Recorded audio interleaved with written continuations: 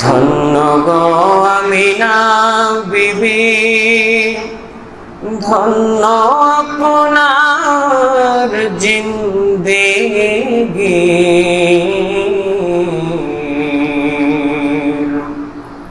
আপনার উদরে জন্ম নিলেন বিশ্ব দয়াল নবীজি।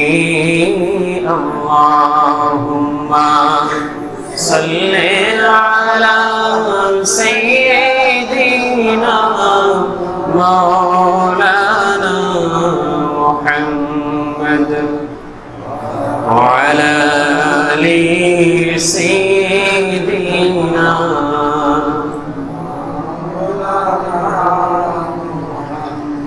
कहर जन्ने का दौरे मौत के अच्छे तो रपोना।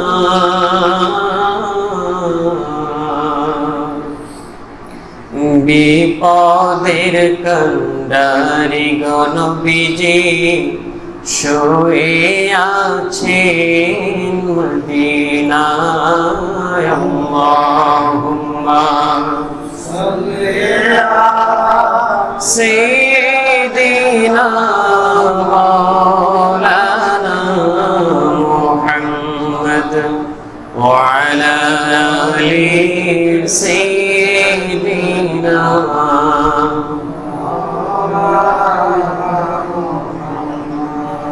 اللهم صل وسلم وبارك عليه। मुअज़्ज़ज़ मुहतरम वाजिबुल इहतराम जुल मज़द वल इहतिशाम, समस्त प्रशंसा সেই মহান রব্বুল ইজ্জতের দরবারে যিনি আমাদেরকে সাইয়্যিদুল আইয়াম সপ্তাহের শ্রেষ্ঠতম দিন শাওয়াল মাসের দ্বিতীয় জুমায় আমাদেরকে আসার মতো তৌফিক এনায়েত করেছেন। এই জন্য আমরা সকলে হৃদয়ের বদ্ধ কপাটকে উন্মোচন করে দিয়ে, হৃদয়ের সবটুকুন আবেগ আর অনুভূতিকে উচ্ছ্বাস করে দিয়ে, ইমানের বলে বলিয়ান হয়ে, ইমানের তেজে তেজিয়ান হয়ে যে যতটুকু আমার আল্লাহ পাকের দরবারে খুশি হয়েছেন ততটুকু মন থেকে শুকরিয়া আদায় করে বলি আলহামদুলিল্লাহ। লক্ষ কোটি মানবতার মুক্তির দূত রাহমাতাল লিল আলামিন, যিনাকে সৃষ্টি না করলে আল্লাহ পাক রব্বুল আলামিন এই ধরাধাম তামাম দুনিয়া কুল কায়নাত কিছুই সৃষ্টি করতেন না, সেই মহা রাসূলের প্রতি এক মর্তবা দরুদ ও সালাম পেশ করছি। সকলে বলি সাল্লাল্লাহু আলাইহি ওয়াসাল্লাম। সম্মানিত হাজিরিন, আল্লাহ পাকের দরবারে অসংখ্য শুকরিয়া, অগণিত শুকরিয়া যে আল্লাহ পাক রব্বুল আলামিন আপনাকে আমাকে আজকে এই মহতিপূর্ণ একটি মজলিসে কবুল করেছেন। সম্মানিত হাজিরিন, এই দিনটিকে আল্লাহ পাক রব্বুল আলামিন সবথেকে দামি দিন বলে ঘোষণা করেছেন।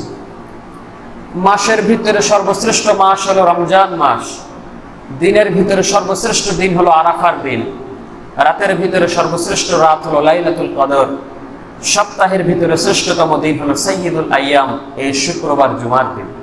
সুবহানাল্লাহ। সম্মানিত হাজিরিন, আল্লাহ পাক রব্বুল আলামিন আমাদেরকে এই নিয়ামত দিয়েছেন, আমাদেরকে এই নিয়ামতের প্রশংসা, এই নিয়ামতের শুকরিয়া আদায় করতে হবে কি হবে না? কি বলেন? শুকরিয়া আদায় করব কম না বেশি? আমরা যে কোনো সময় ভালো থাকি খারাপ থাকি, সুস্থ থাকি অসুস্থ থাকি, সব সময় শুকরিয়া আদায় করব কার?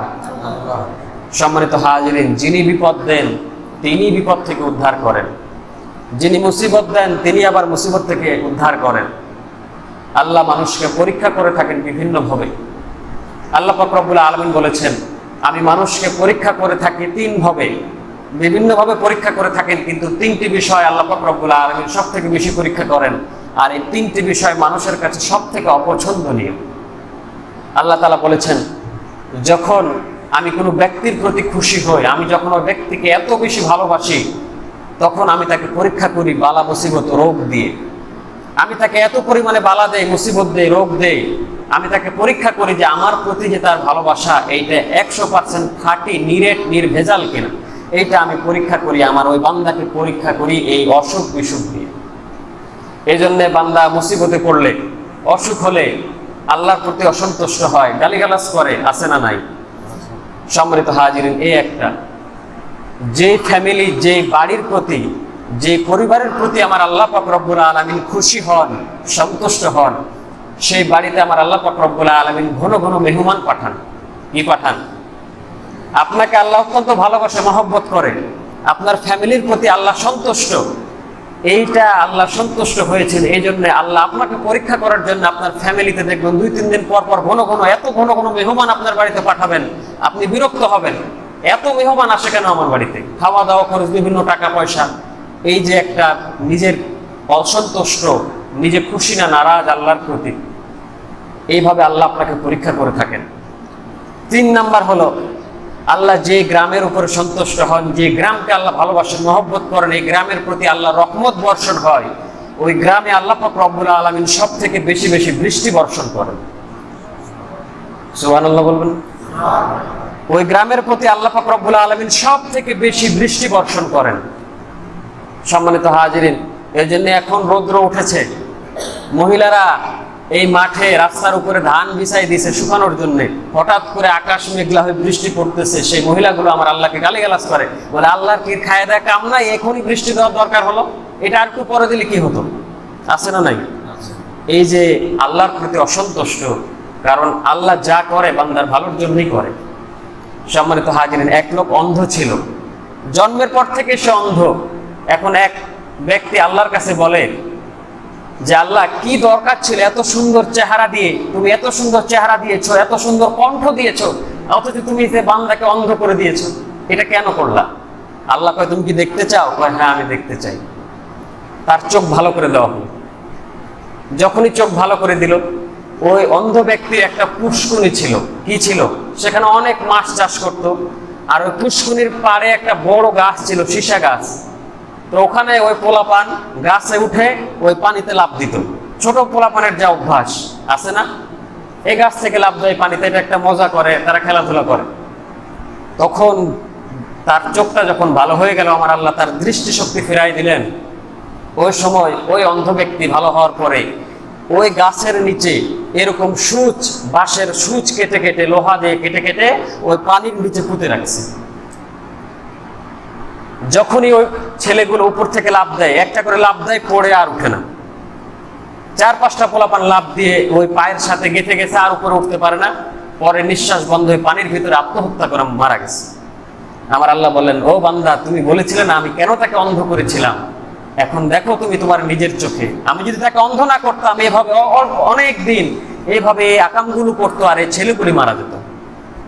এই জন্য আল্লাহ যা করে ভালোর জন্যে, যে অবস্থায় থাকি, ভালো থাকি, সুস্থ থাকি, খারাপ থাকি, ভালো থাকি, সব সময় শুকরিয়া প্রশংসা আদায় করবো কার? কথা বলেন কার? এই দুনিয়ার জমিনে আমার আল্লাহকে, আমার রসুলের থেকে সব থেকে বেশি মহব্বত, ভালোবাসা, এটা আমাদের বাসা উচিত নয়, ঠিক নয়। কারণ আমার রসুল বলেছেন যে তুমি ততক্ষণ পর্যন্ত পরিপূর্ণ ইমানদার হতে পারবে না যতক্ষণ পর্যন্ত সব কিছুর থেকে আমি নবীকে বেশি ভালো না বাসবো। আমার নবীজি বলেছেন, মান আহাব্বা সুন্নতি ফাকাদ আহাব্বানি ওয়া মান আহাব্বানি কানা মাইয়া ফিল জান্নাহ। যে ব্যক্তি আমার একটি সুন্নতকে ভালোবাসবে, সে যেন আমাকেই ভালোবাসে, আর যে আমাকে ভালোবাসবে সে আমার সাথে জান্নাতে যাবে। এটা কার কথা? নবীর কথা কি মিস হতে পারে? সম্মানিত হাজিরিন, এই জন্যে সব অবস্থায় সব কিছু খুশি করার জন্য, সন্তুষ্ট করার জন্য আমার আল্লাহকে ভালোবাসতে হবে। আমার আল্লাহকে যদি আপনি সবার থেকে বেশি ভালোবাসতে পারেন, সারা পৃথিবী আপনার পায়ের নিচে এসে আপনার তাজিমে সিজদা করবে।